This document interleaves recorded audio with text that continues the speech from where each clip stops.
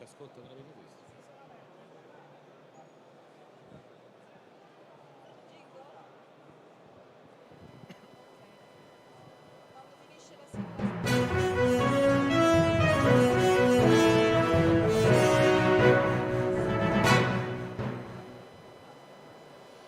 Buongiorno a tutti, siamo qui collegati allo stand di Assoambiente, che colgo l'occasione per ringraziarlo, tutti gli organizzatori che hanno permesso questo evento.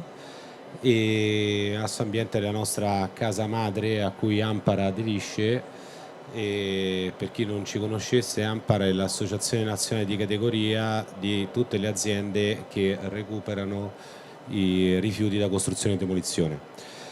Siamo qui in presenza con il dottor Alberto Grosso, che è il responsabile del catasto rifiuti di ARPAC, il dottor Enzo Pelosi, l'avvocato Enzo Pelosi, che è il nostro delegato ANPAR per quanto riguarda la regione Campania, il Veneto e il Friuli, è un professionista esperto specializzato in diritto ambientale. E abbiamo qui presente anche una delle aziende associate storiche di ANPAR per quanto riguarda la regione Campania, che è IPS, nella presenza di Salvatore Annibali, e che ringrazio entrambi, e anche il dottor Alberto Grosso collegato online, ringrazio per la presenza qui e per la disponibilità nel partecipare a questo confronto.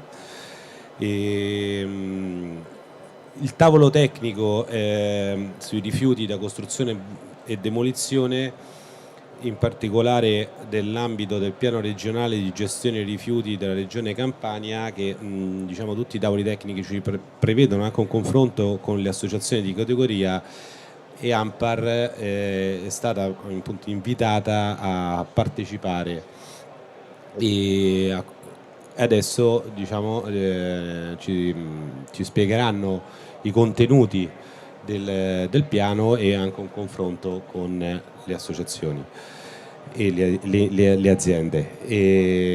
Non voglio togliere altro tempo, passo la parola ad Enzo Pelosi, il nostro delegato della regione Campania. Ricordo che questo evento è visibile in diretta streaming tramite i canali social dell'associazione e rimarrà poi disponibile anche per le successive visualizzazioni. Enzo, lascio la parola. Grazie Emanuele. Allora, buongiorno a tutti. Allora, come vedete dal titolo di questo talk, la centralità è stata posta sul tavolo tecnico.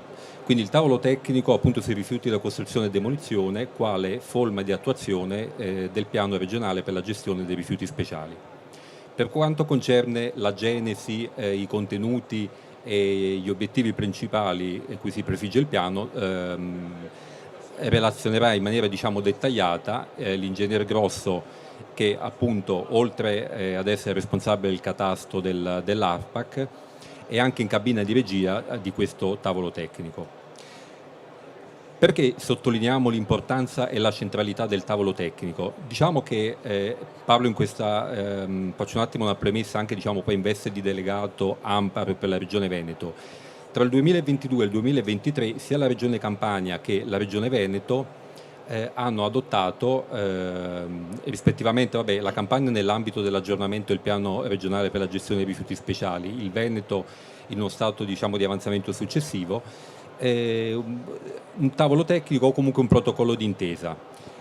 E questo che cosa significa? Significa che finalmente ci si è resi conto che da sola la legislazione sia nazionale, sia regionale, sia comunitaria non è sufficiente per raggiungere determinate finalità e gli obiettivi, che poi sono quelli che ci poniamo ovviamente della transizione ecologica e dell'economia circolare, soprattutto per il settore di nostro interesse che è quello dei rifiuti da costruzione e demolizione. Il tavolo tecnico quindi anche da un punto di vista giuridico, permettetemi di dire, è un elemento di centralità nell'ambito dell'attuazione appunto di questo piano, perché deve essere visto come appunto viene vissuto come una forma di non solo diciamo di audizione da parte dei soggetti interessati, ma come un confronto costruttivo che vede la presenza di soggetti pubblici, quindi ad esempio in Campania Regione Campania, città metropolitane di Napoli, province, Agenzia regionale per la protezione ambientale, piuttosto che Camera di Commercio, albo gestori ambientali, ma soprattutto, e questa diciamo, è una notizia ovviamente che ci allieta, che come soggetti rappresentativi quindi dei portatori di interesse e delle associazioni interessate, compaiono, ma non solo compaiono, ma diciamo che hanno una funzione anche piuttosto rilevante, sia l'ANPAR, quindi la nostra associazione, e poi anche diciamo l'ANCE. E facevo solo un parallelismo appunto con la Regione Veneto, perché anche nel 2023 la Regione Veneto ha stipulato un protocollo d'intesa proprio per l'adozione di proposte operative per l'attuazione dell'economia circolare nel settore dell'edilizia.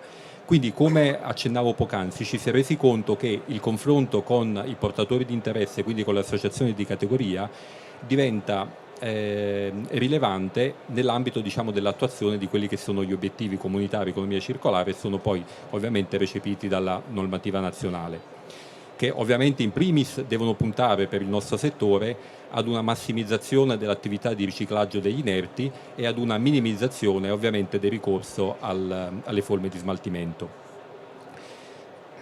Il ruolo di ANPAR nell'ambito di questo tavolo tecnico, consentitemi di dire, è stato diciamo, comunque piuttosto rilevante, così come è stato rilevante anche nella fase di revisione ed aggiornamento del decreto ministeriale 152, che come sapete adesso è in una fase di aggiornamento sottoposto al vaglio del Consiglio di Stato e poi ad una rinotifica alla Commissione Europea, quindi diciamo che auspicabilmente nella tarda primavera si vedrà alla luce diciamo, il nuovo decreto, che finalmente dovrebbe dare una certezza di azione diciamo, per quanto riguarda gli operatori, che adesso vivono in una fase diciamo, transitoria.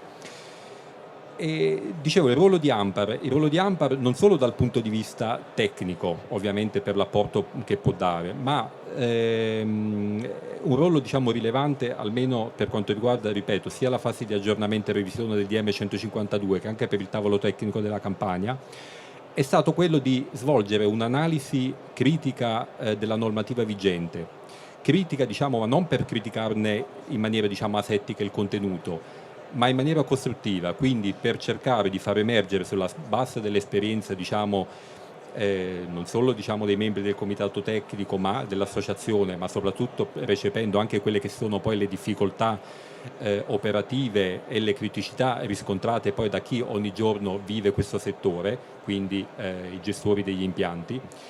Abbiamo cercato diciamo, di tradurre, quindi di evidenziare le criticità al fine di poterle superare.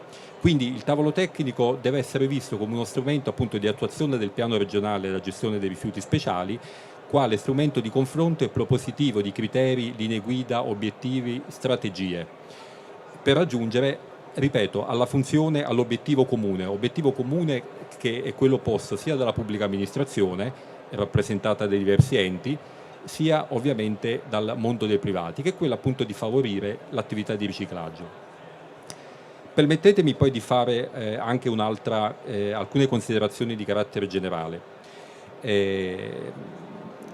Parlo ovviamente come delegato e quindi come referente anche diciamo, giuridico dell'ANPAR. Praticamente le difficoltà principali che vediamo, quindi un po' il chiodo fisso dell'associazione, è quello ormai di invocare a gran voce il problema del tasso di circolarità.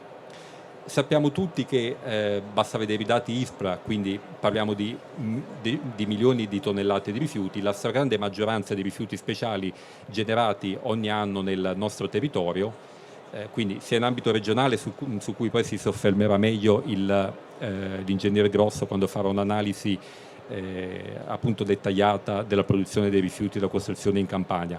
Parlo anche a livello nazionale. Abbiamo un 80% di tasso di riciclaggio degli inerti, ma questo non corrisponde ad un tasso di circolarità. Quindi il problema appunto non è il tasso di riciclo, come qualcuno magari potrebbe eventualmente, qualche non addetto ai lavori potrebbe diciamo richiamare, ma il problema è quello del tasso di circolarità. Quali sono diciamo, i problemi principali alla base di questa criticità? Beh, diciamo non c'è un problema, ci sono tutta una serie diciamo, di circostanze e di condizioni che lo favoriscono. Sicuramente ci portiamo indietro da anni, da decenni, un clima di diffidenza da parte delle stazioni appaltanti, soprattutto pubbliche, e degli attori correlati, quindi coinvolti nelle attività di progettazione e di direzione lavori. Diffidenza diciamo non legittimata, ma seguendo il ragionamento diciamo appunto di costoro, giustificata parzialmente da tutta una serie di fattori e di condizioni. Ovviamente in primis una carenza diciamo, di legislazione che fino al 2022, quindi fino all'entrata in vigore del DM 152, era assoluta.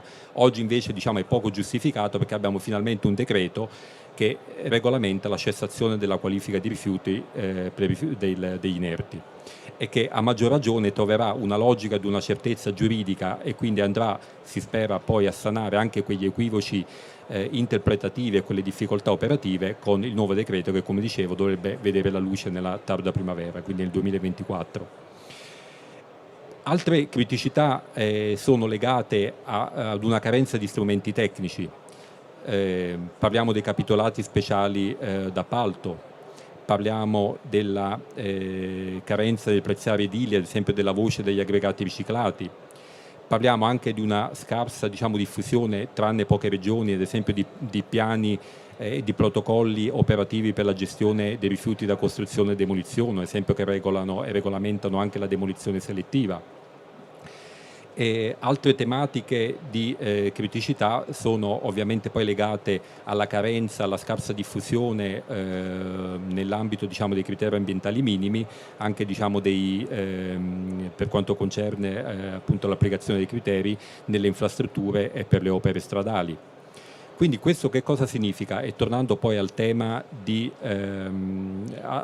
diciamo, al focus diciamo, anche iniziale, che vi accennavo poc'anzi, che praticamente il tasso di circolarità che non corrisponde al tasso di riciclaggio fa sì che poi le imprese, che sono poi le nostre associate come ANPAR, si trovino di fronte a delle difficoltà operative che sono ad oggi insormontabili, anche paradossali.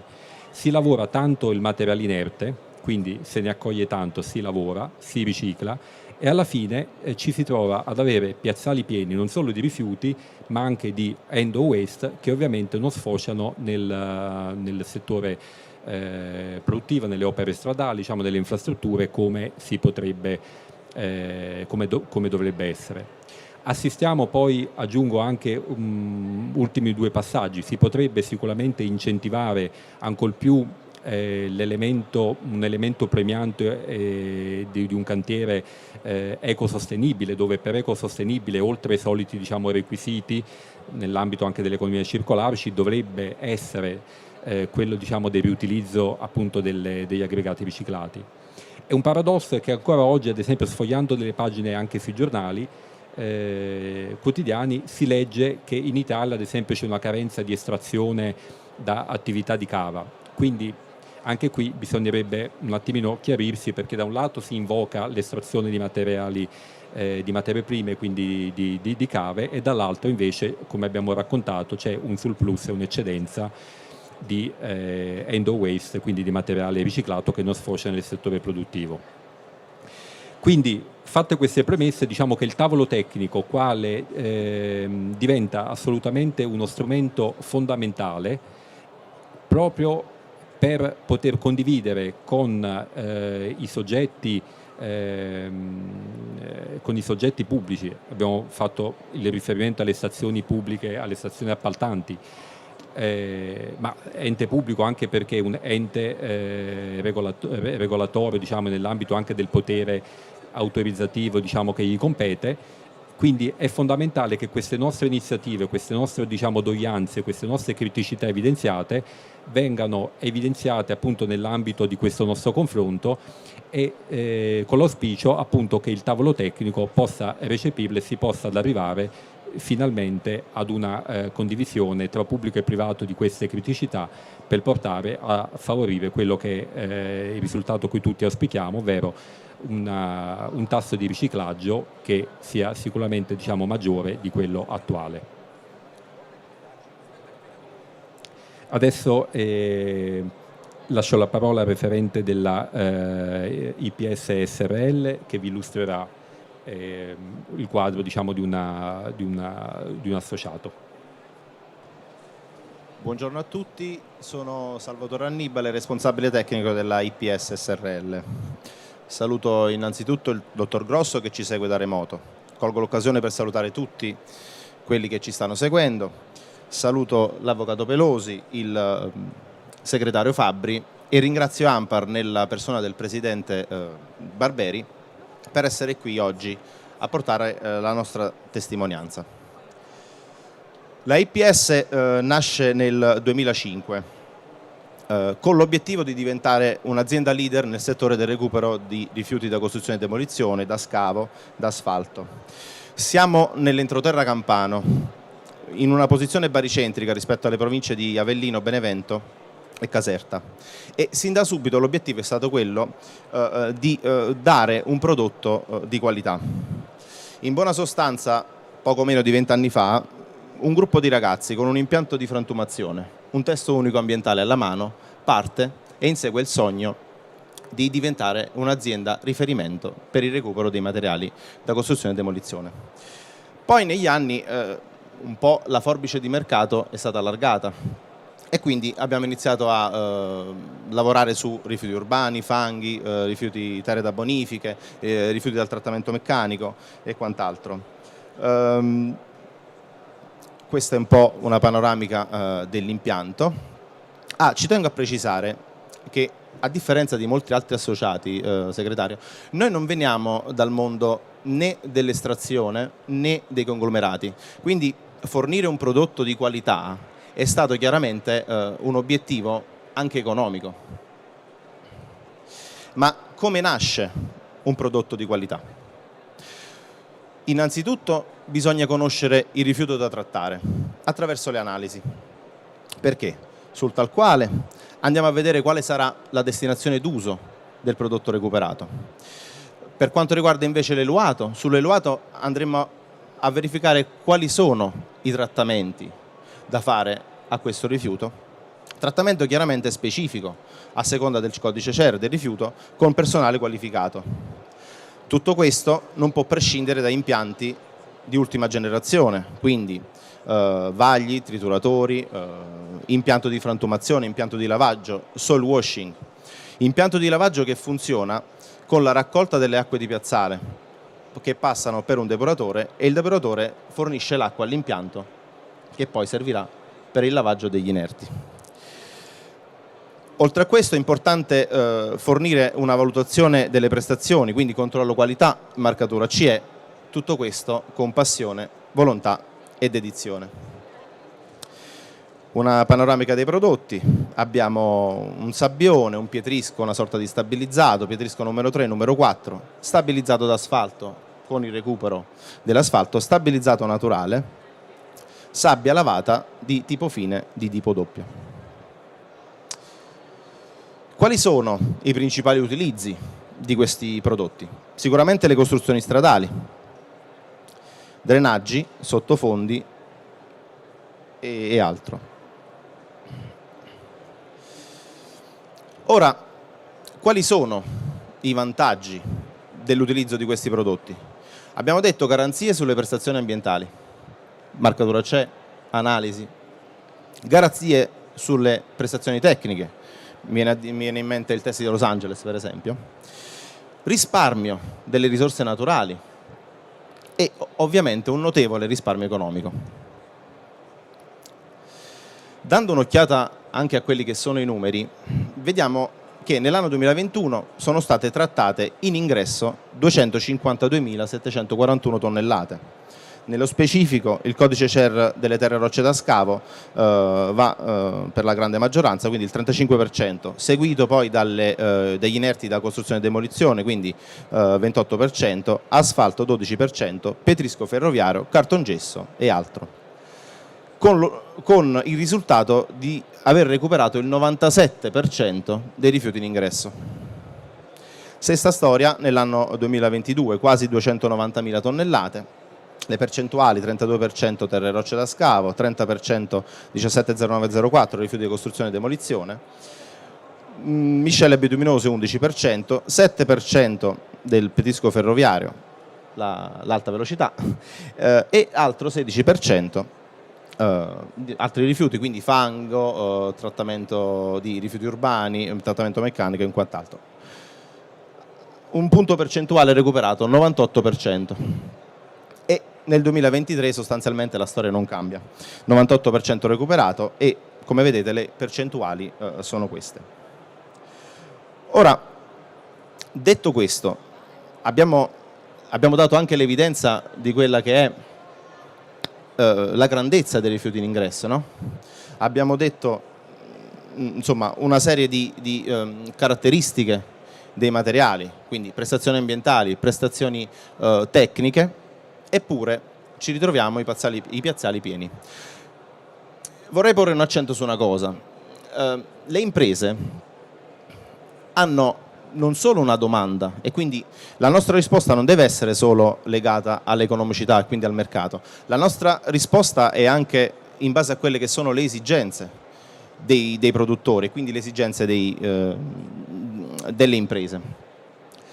Noi siamo attraversati dall'Appia ed è un'arteria anche abbastanza impervia, eppure, seppur mal collegati con le province metropolitane di Napoli e Caserta, c'è effettivamente una grossa domanda. Perché quindi il mancato utilizzo, nonostante il rifiuto in ingresso è così ampio? Come diceva l'avvocato Pelosi, non sono menzionati nei capitolati regionali delle gare d'appalto. Di conseguenza non è stata avviata neanche l'opera di sondaggio per i prezzi. Non si stanno considerando le prestazioni, ripeto, tecniche e ambientali, e purtroppo da parte dei tecnici non esiste una seria cultura ambientale. E allora quali potrebbero essere le soluzioni? Permettimi Prego. di aggiungere, visto appunto il confronto è sempre interessante. Sul tema della scarsa diffusione di questa che è la cultura ambientale, è un tema sicuramente veritiero, che si aggiunge a quello che introducevo nella mia relazione. Oltre ad porre l'accento, oltre al fatto che c'è una scarsa diffusione culturale, che è verissimo, questo perché è frutto ovviamente poi di colloqui giornalieri con i tecnici e gli addetti ai lavori. C'è dietro questa che si nasconde appunto semplicemente come scarsa cultura ambientale, c'è il timore, c'è la paura da parte di, ripeto, progettisti, direttori lavori, dirigenti dei vari uffici pubblici, di autorizzare o comunque di ricorrere alla forma di utilizzo dell'aggregato riciclato piuttosto che della materia prima, per un fatto molto semplice, che ripeto, almeno questo era evidente fino al 2022, poi prima dell'entrata in vigore ovviamente dell'end of waste, ma soprattutto anche in questa fase transitoria la cosa non è molto migliorata, e quindi si spera che poi venga sanata col nuovo decreto che dovrebbe mettere nero su bianco regole, speriamo in maniera più certa possibile sotto il profilo dell'interpretazione proprio della norma. Ad oggi un soggetto, un direttore lavoro, un progettista che dovessero decidere di ricorrere agli aggregati riciclati, ahimè, si trovano di fronte al timore, purtroppo, ripeto, ingiustificato, però ancora attuale, di trovarsi delle interpretazioni difformi, e quindi di trovarsi magari un cantiere bloccato perché ancora magari c'è qualcuno che in fase magari di controllo la pensi diversamente, o perché la normativa presta dei fianchi ad essere appunto interpretata in maniera differente. E poi c'è anche un problema, diciamo, di costi legato, diciamo, al set analitico, a tutte le fasi, diciamo, di controlli che giustamente esistono, però magari potrebbero essere un attimino razionalizzati. E quindi, ripeto, anche questo, diciamo, è un tema assai rilevante, come anche quello dell'impiego rispetto agli usi e agli scopi specifici, che per fortuna poi col nuovo decreto, diciamo, dovrebbe essere recepito e quindi superato. Perdonami la... Prego, no, assolutamente. Quindi, dicevo, Avvocato, quali potrebbero essere le soluzioni? Revisionare sicuramente i capitolati, avviare indagini di mercato al fine di scoprire il vantaggio economico di quello che è il prodotto recuperato, favorire l'elemento premiante, appunto, mi collego a quello che ha detto, perché no, favorire l'utilizzo stabilendo un coefficiente green di quelle che potrebbero essere le opere da realizzare, ma soprattutto sostenere concretamente l'economia circolare, perché oggi l'economia circolare dei rifiuti da costruzione e demolizione parte dai cantieri. Immaginiamo un cerchio, parte dai cantieri, continua per le strade, per le infrastrutture, arriva negli impianti, si ferma negli impianti. Quindi il tasso di circolarità, come diceva prima, va aumentato, ma va stimolato. Io concludo con questa frase dicendo: l'uomo è l'effetto dell'ambiente che lo circonda, ma può avere effetto sull'ambiente che lo circonda. Grazie.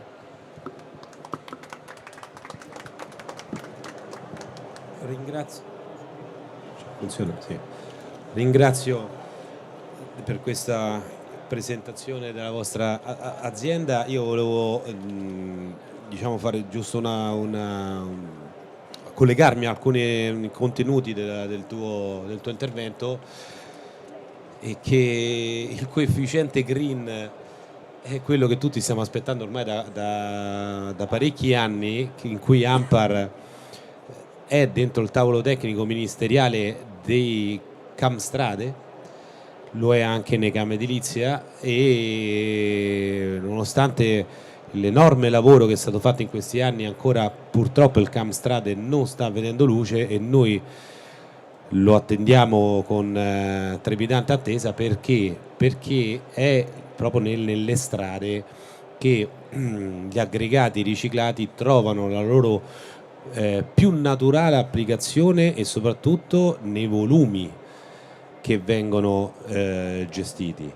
E mi ha colpito che un'azienda come la vostra comunque gestisce una media di quasi 250.000 tonnellate all'anno, e con il 98% del materiale che viene recuperato, quindi stiamo parlando che ogni anno viene recuperato praticamente più di 200.000 tonnellate. È chiaro che devono trovare uno sbocco sul mercato, e ce l'hanno un mercato, perché solo che in questo momento è dato da iniziative sporadiche di pubbliche amministrazioni particolarmente virtuose, o anche appalti privati dove ci sono dei professionisti particolarmente sensibili a questo tema, e che quindi ne fanno un utilizzo, ma non può essere dato dall'iniziativa del singolo. Ecco, i CAM strade, come nei CAM edilizia, sono delle iniziative del governo per aumentare una sensibilità nel recupero di un'edilizia sostenibile, e perché i nostri prodotti sono marcati CE, che ne fa appunto un prodotto vendibile, e soprattutto è un prodotto che segue ed è perfettamente conforme a tutte le norme tecniche di settore per quel tipo di utilizzo. Bisogna solamente avere una cultura per avere una cultura volta verso il riutilizzo dei nostri prodotti. E diciamo ANPAR sono anni, diciamo, che ne fa una mission, quella di appunto fare una sensibilizzazione tramite iniziative, dei convegni, il talk ambiente stesso che stiamo facendo, e l'interlocuzione anche con la pubblica amministrazione nei vari tavoli tecnici regionali e ministeriali, ha proprio lo scopo proprio di diffondere una cultura del recupero. Io, scusate questo piccolo inciso, ridò la parola al nostro delegato Enzo Pelosi e siamo ansiosi di sentire il nostro ospite. È collegato l'ingegnere Grosso che dovrebbe fare un'illustrazione. Salve, buongiorno a tutti, grazie per l'invito. Benvenuto. Mi sentite bene? Benissimo.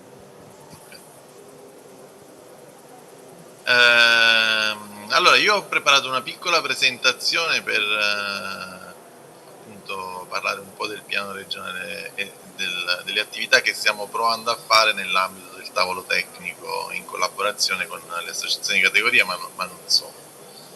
Provo a lanciarla, abbiamo avuto qualche problemino di collegamento prima, vediamo un po' se funziona.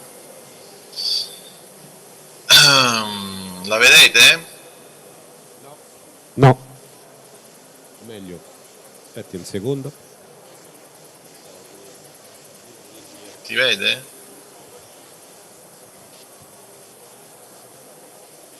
Niente? Abbiamo un ritardo, mi sa, di connessione. Vabbè, allora... Come va? Funziona? Nel frattempo può Sì. iniziare, insomma, ecco, poi arriverà. Sì, no, allora, vabbè, innanzitutto facciamo le presentazioni, appunto, sono Alberto Grosso e sono il responsabile della sezione regionale del catasto rifiuti di ARPA Campania. Diciamo che nell'ambito del lavoro della sezione regionale del catasto rifiuti, il cui compito, ricordo, è quello di fornire un quadro conoscitivo completo e costantemente aggiornato dei dati di produzione dei rifiuti sia urbani che speciali anche ai fini della pianificazione. Noi ormai da diversi anni collaboriamo con la Regione alla redazione dei vari piani regionali e diciamo la prima collaborazione nacque ormai nel lontano 2008, dove appunto iniziamo a lavorare alla redazione del piano speciali che poi fu approvato nel 2012. Vi chiedo intanto se si vede la presentazione oppure no, perché poi può cambiare. Diciamo noi in Campania, per quanto diciamo il decreto legislativo 152 preveda appunto che le regioni redigano un piano di gestione dei rifiuti unico nel quale ci rientrano sia i rifiuti urbani sia i rifiuti speciali che il piano delle bonifiche, in realtà in Campania, in base alla normativa regionale, abbiamo di fatto 3 pianificazioni diverse. Abbiamo un piano di gestione dei rifiuti urbani, un piano dei rifiuti speciali e un piano per le bonifiche. Fondamentalmente la grossa differenza che c'è tra il piano urbano e il piano speciale è che mentre nel piano urbano la regione deve definire un'impiantistica, deve definire dei fabbisogni, deve programmare anche diciamo, la realizzazione impiantistica dedicata, nel piano speciale ci si muove nell'ambito del libero mercato, per cui il piano degli speciali fondamentalmente è un piano soprattutto di tipo regolamentativo, si cerca di regolamentare quello che è fondamentalmente poi un mercato libero. E la cosa secondo me importante, almeno per quella che è stata la nostra esperienza in Campania, è il fatto che nel redigere il piano di gestione dei rifiuti speciali abbiamo fatto un'opera fondamentalmente anche informativa, perché abbiamo fatto un'analisi estremamente approfondita e dettagliata dei dati di produzione e gestione dei rifiuti speciali, con particolare attenzione ai flussi di importazione e di esportazione, e di fatto risulta alla fine il piano pubblicato una sorta di studio di settore, dove appunto a seconda dei rifiuti di cui ci si interessa si può andare a approfondire l'argomento e si possono trovare tutta una serie di informazioni che normalmente diciamo non è facile reperire. Dottor Grosso, la volevo avvertire che adesso la presentazione si vede anche qui da noi, quindi può tranquillamente procedere. Beh, allora diciamo appunto, noi siamo la sezione regionale del catasto rifiuti, collaboriamo con ISPRA ogni anno alla redazione del rapporto rifiuti urbani e del rapporto rifiuti speciali. La nostra principale fonte di informazione è il MUD, che tutti conoscete, appunto, che è la dichiarazione, è una sorta di 730 dei rifiuti che ormai dal lontano 1998 tutta una serie di soggetti sono obbligati a fare. Dal 2017 ci aiutiamo, oltre che diciamo, l'altra fonte dati è quella di Orso, che è appunto questo applicativo web ormai utilizzato in 18 regioni italiane, veramente si può dire che è utilizzato quasi in tutta Italia, mancano soltanto la Calabria e la Sardegna, ma tutte le altre regioni attualmente utilizzano l'applicativo web Orso. Diciamo la gran parte soprattutto per i dati dei rifiuti urbani dei comuni, ma molte sono le regioni che invece hanno l'obbligo dell'utilizzo di Orso anche per gli impianti. In Campania poi abbiamo l'Osservatorio regionale di gestione dei rifiuti col quale collaboriamo ogni anno per la certificazione dei dati e quant'altro. Ovviamente, come dicevo, il nostro principale cliente, tra virgolette, è l'ISPRA, alla quale ogni anno forniamo i dati che poi ISPRA utilizza per la redazione dei vari rapporti, la regione per i motivi che spiego prima, per la pianificazione, e poi veramente di tutto: comuni, università, enti locali, organi di controllo, associazioni appunto di imprese. Abbiamo fatto di recente un interessantissimo studio sui rifiuti del settore aerospaziale in Campania, che è un settore comunque importante, e quindi questo per dire che crediamo, il nostro mestiere è un mestiere fondamentalmente d'ufficio. Noi guardiamo dei dati, guardiamo delle banche dati, però poi è fondamentale, e ne parlerò anche dopo, quello che è successo anche durante la redazione del piano dei rifiuti speciali, il confronto con chi quotidianamente poi si occupa di quel problema. Cioè, una cosa è guardare il dato asettico, guardare il dato della banca dati MUD o di Orsa, altra cosa è poi confrontarsi con chi quotidianamente si occupa di una certa cosa. Ci sono delle cose che i numeri fondamentalmente non ti dicono. Per cui in questo lavoro di analisi dei dati noi abbiamo appunto collaborato nel 2016 alla redazione del piano dei rifiuti urbani e nel 2022 alla redazione del piano dei rifiuti speciali, che tra le varie cose che ha prodotto appunto l'istituzione di 6 tavoli tecnici di cui parleremo dopo. Vi ho detto appunto questa suddivisione in Campania di urbani, speciali e bonifiche. Questo è stato un po' il percorso che abbiamo fatto nella redazione del piano dei rifiuti speciali. Come vedete, purtroppo è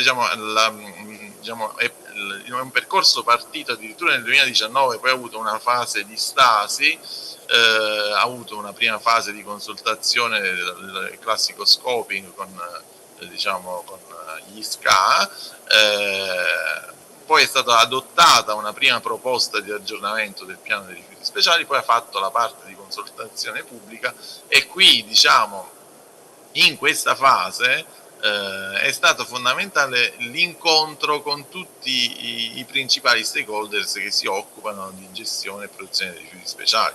Abbiamo fatto questo lavoro con ANPAR, con l'ANCE, ma non solo, anche con le associazioni dei cittadini, No Biocidio. Abbiamo parlato veramente con tutti,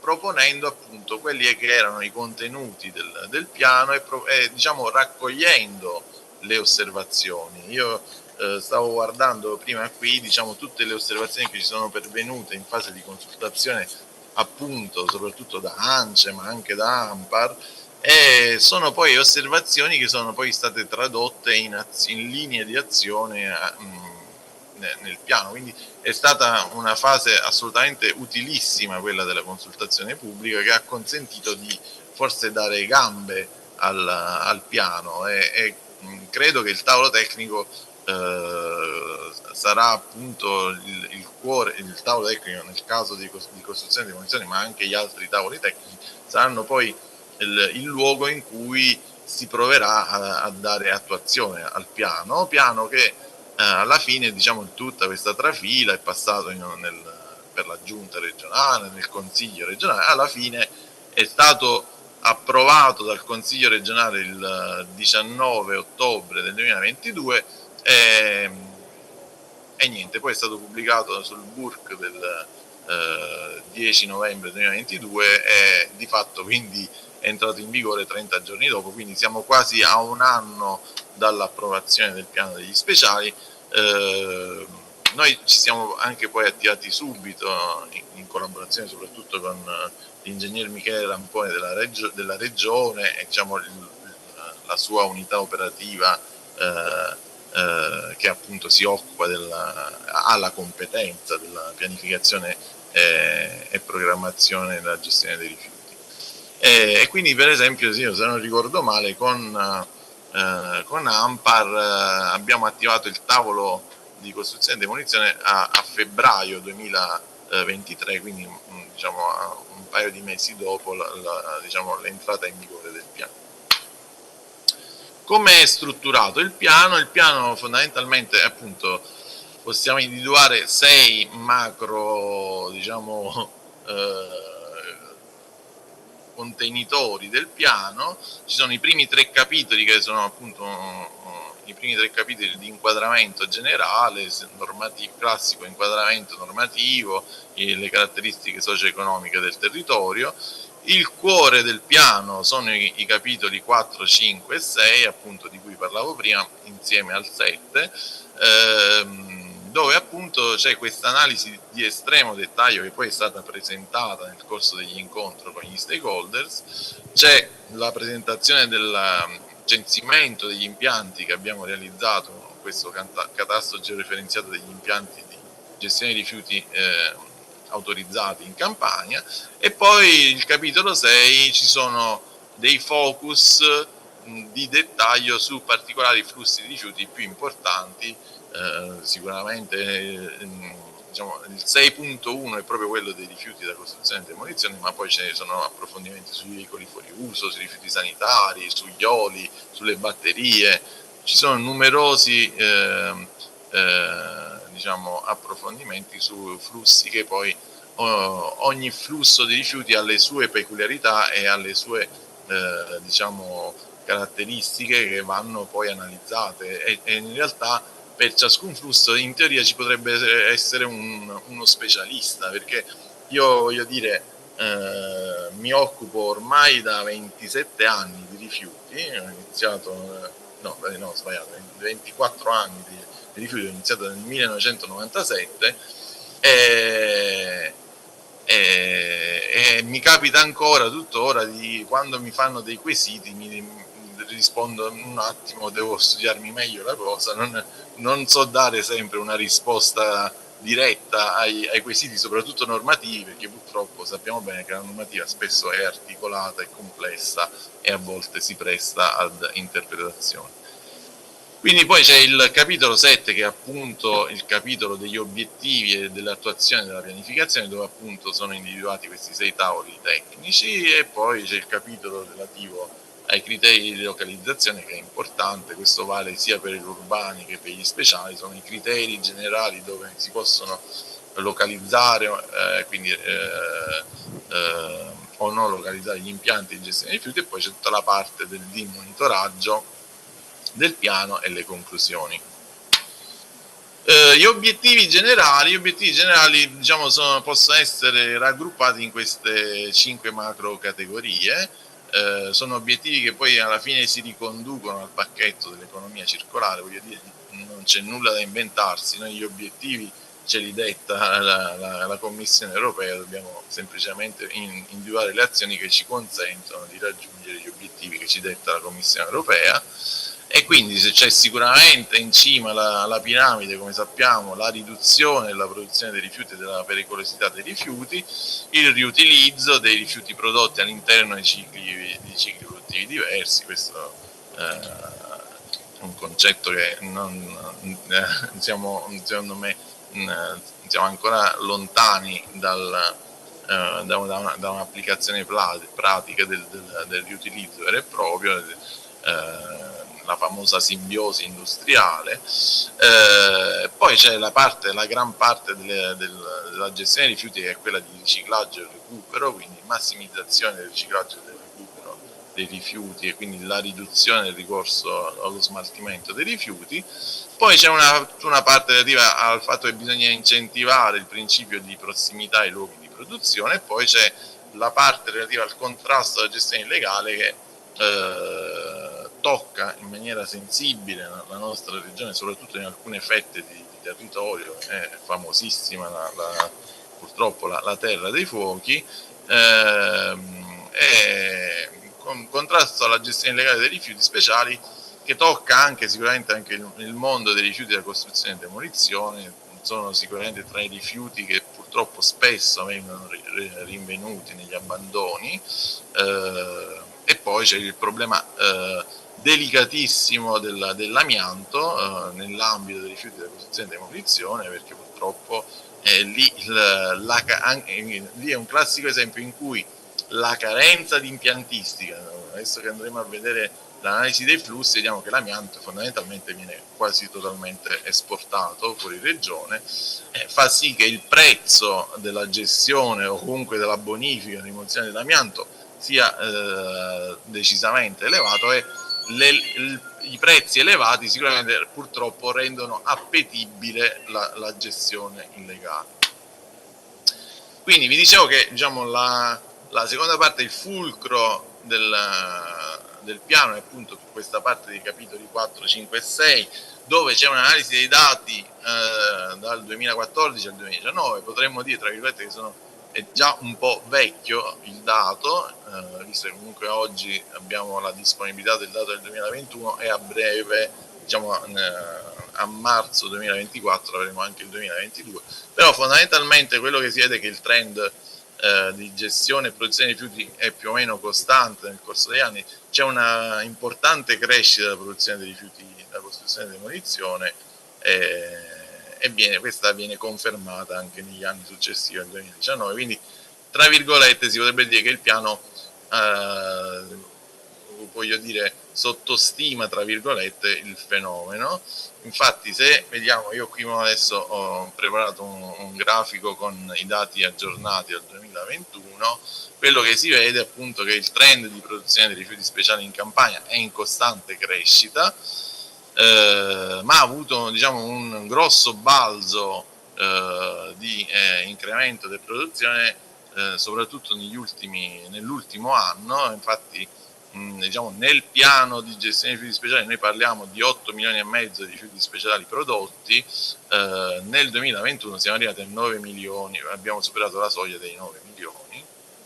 Il 2020, nonostante il Covid, ha avuto fondamentalmente un dato di produzione allineato a quello del 2019, quindi nel campo dei rifiuti speciali si è risentito poco del fenomeno, almeno i dati questo dicono, del fenomeno Covid del 2020, e niente, questo è il trend. È un trend di crescita che riguarda soprattutto i rifiuti da costruzione e demolizione, che se uno si va a guardare il dato di dettaglio di costruzione e demolizione vede che tra il 2021 e il 2018 c'è stato un incremento addirittura del 30%, che è un incremento assolutamente considerevole. Dottor Grosso, scusi se la interrompo, le volevo dire che per esigenze di diretta all'una finisce proprio tutto.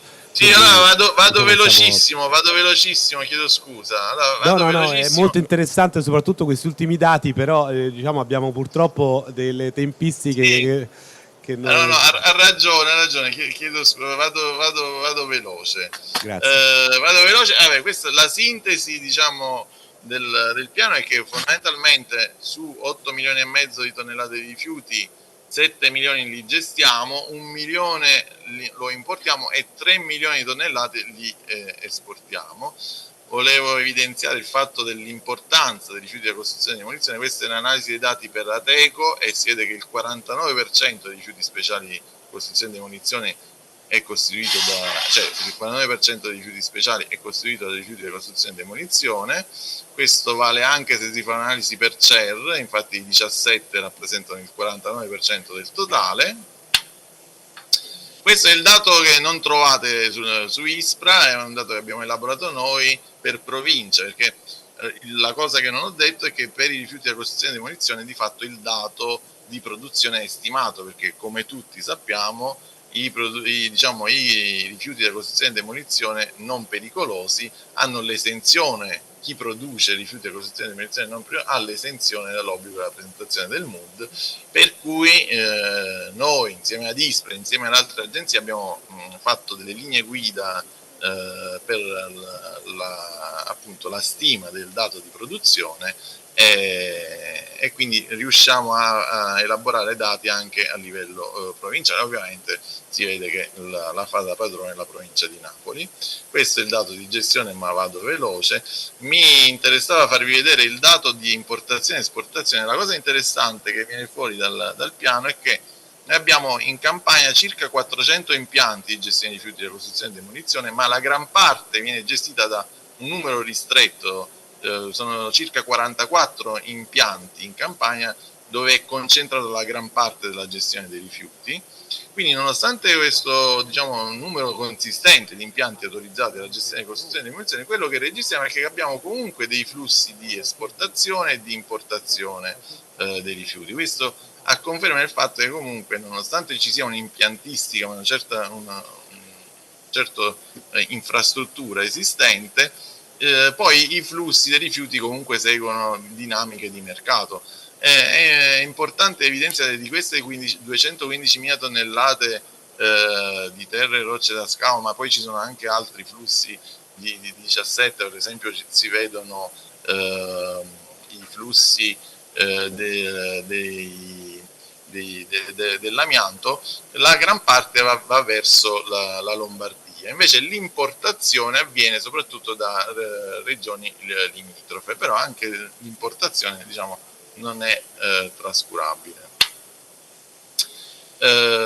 Queste cose sono state, le ha dette prima anche il delegato ANPAR, per cui vado veloce. Cioè, i problemi del mancato, come si diceva, il tasso di riciclaggio è l'80%, ma poi l'effettiva circolarità non coincide, perché purtroppo spesso nei piazzali il materiale resta invenduto. Quindi l'elenco delle problematiche dovute al fatto che questo materiale non trova un mercato, mi pare che ne abbiamo già parlato ampiamente. Io allora l'unica cosa sulla quale voglio chiudere, poi se ci sono domande sono assolutamente disponibile, volevo porre l'attenzione sul Market Inerti.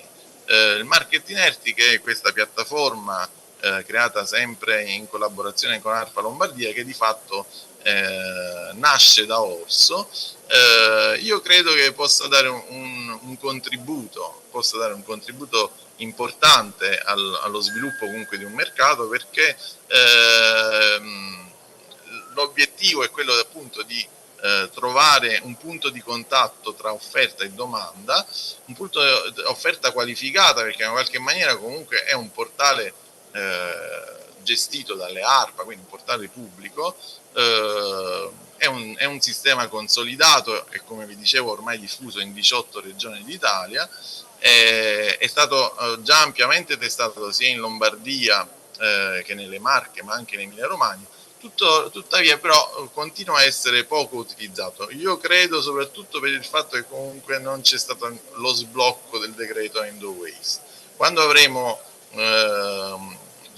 come ha detto prima il delegato, probabilmente in primavera, il decreto End of Waste, regole definitive più chiare sull'End of Waste dei rifiuti da costruzione e demolizione, io credo che il market inerti possa essere una opportunità, perché appunto in Orso ci sono già gli impianti potranno fornire le schede tecniche, le fotografie, ora non entro nel dettaglio, però di fatto diciamo, chi è interessato ad acquistare end of waste certificato può accedere al market inerti e si può creare fondamentalmente un incontro tra domanda ed offerta. Questi sono i numeri di Orso non aggiornati, tra l'altro, questa è una slide del 2021.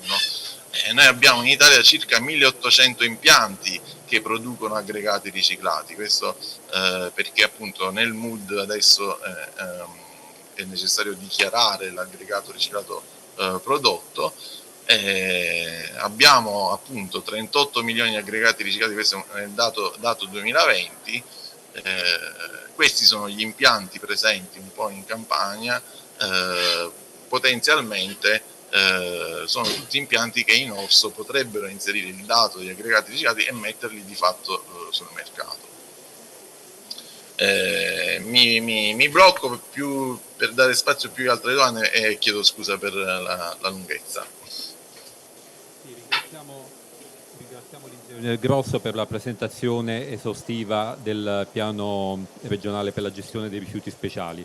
Ingegnere, io avrei una domanda, diciamo, tra il tecnico e il giuridico, sì, no, non tanto sulla genesi del piano, e riguardo, diciamo, ad una di quelle criticità che lei, come anche noi, diciamo, come delegato, io ed anche l'associato, diciamo, abbiamo sottolineato. Quando parliamo di diffidenza, ad esempio delle stazioni appaltanti pubbliche in particolare, quindi poi degli attori correlati, quindi direzione lavori, progettazione, e riguardo l'utilizzo degli aggregati riciclati, a parte poi la carenza di strumenti tecnici, ma quello è un altro discorso, l'abbiamo già accennato. Lei come responsabile, insomma, dell'osservatorio, quindi del catasto rifiuti, e quindi che vede quindi dal punto di vista, diciamo, dell'ente pubblico, questa diffidenza la riscontra, diciamo, la commenta, la interpreta secondo, cioè giustificata per delle difficoltà tecniche su come sia addivenuti, diciamo, all'aggregato riciclato da parte di chi invoca, diciamo, di questa diffidenza, parlo, oppure una diffidenza giustificata dall'eventuale timore, diciamo, di essere assoggettati a sanzioni, appunto nel caso di controlli, proprio per l'equivocità magari di alcuni tratti tipici della nostra legislazione ambientale in generale, quindi non mi riferisco solo al settore degli inerti, dove magari molti addetti preferiscono ricorrere al settore delle materie prime in modo che hanno, diciamo, la certezza di minori controlli documentali. Invece ovviamente, soprattutto poi nel mondo dell'end waste, significa verificare tutta una serie di circostanze e condizioni dal punto di vista giuridico, dalle dichiarazioni di conformità all'ingresso, quindi tutta una tracciabilità che deve essere giustamente garantita. Ecco, quindi volevo capire lei come osservatorio pubblico se vedeva questa diffidenza legata a problemi di aspetti giuridici, di equivoci interpretativi o di tipo tecnico sul prodotto. Ma guardi, io credo che ci siano entrambi le componenti, cioè sicuramente io credo che innanzitutto ci sia una componente anche di a volte scarsa informazione e cioè andrebbero promosse maggiormente, andrebbe fatta maggiore divulgazione anche tra gli operatori del settore della possibilità, appunto, e soprattutto anche dell'obbligo nel caso dei CAM dell'utilizzo di aggregati riciclati e poi certamente sì, c'è un fatto culturale di paura a volte di avere a che fare con i rifiuti, in parte dovuto, come abbiamo detto, purtroppo alla normativa che a volte si presenta interpretabile. Quindi io dico sempre una cosa, anche io mi sono occupato anche un po' di coordinare alcune attività con ISPRA per diciamo, l'articolo 206 bis del monitoraggio sulla gestione dei rifiuti.